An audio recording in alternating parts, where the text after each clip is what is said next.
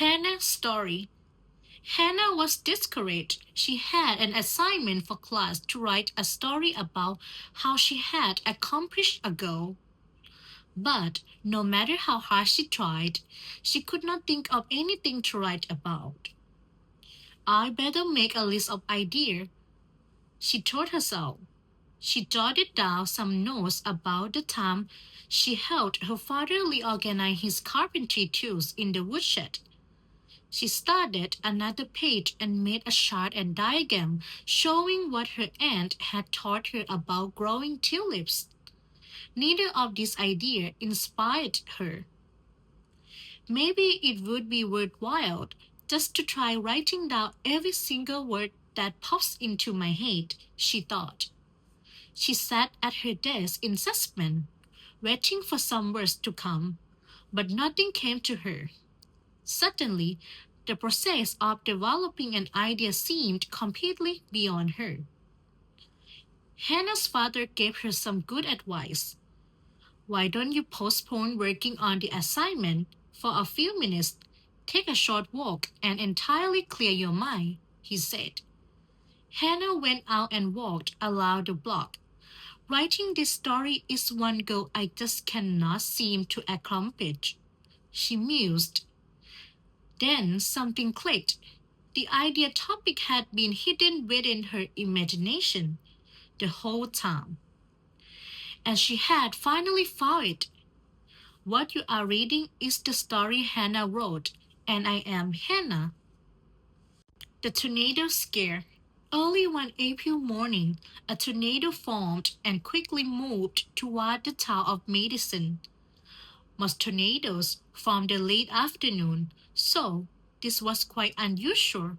As the tornado swept across the small town, it knocked down trees and signs. A few cars were even turned on their sides. Jerome heard a howling noise outside his window, and he jumped out of bed.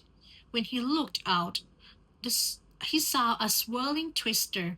He could hardly believe his eyes. Then he ran to his parents' room to wake them up.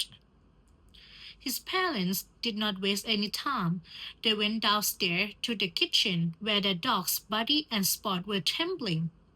Jerome scooped up both dogs. Then he followed his parents to the basement where it was safe. Jerome's mother turned on the old transistor radio she had stored in the basement. A reporter was announcing that the tornado was moving east. They stayed in the basement until the reporter announced that their own town was safe.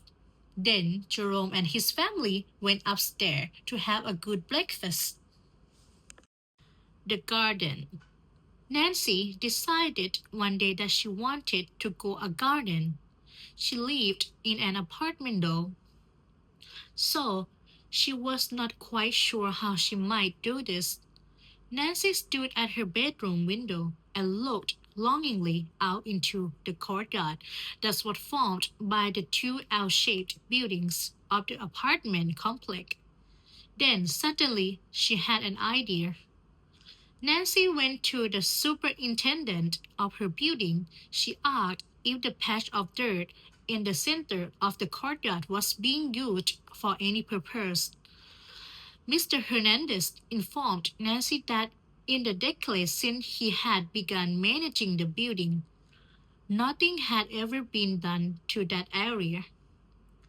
With Mr. Hernandez's assistance, Nancy got permission from the landlord to start a garden. The landlord told her that as long as she took care of whatever she planted, she was free to plant anything she liked. Nancy arranged a family meeting that night. She gave each of her sisters an assignment. One sister went to the library and borrowed books on growing flowers and vegetables. Another sister emailed the grandmother on the internet asking her how to grow tomatoes. The third sister accompanied Nancy to a store where they purchased seeds for flowers and vegetables. A few months later, Nancy and her family were eating tomatoes from the courtyard garden, and a vase of a fresh aster looks gorgeous in the center of a table.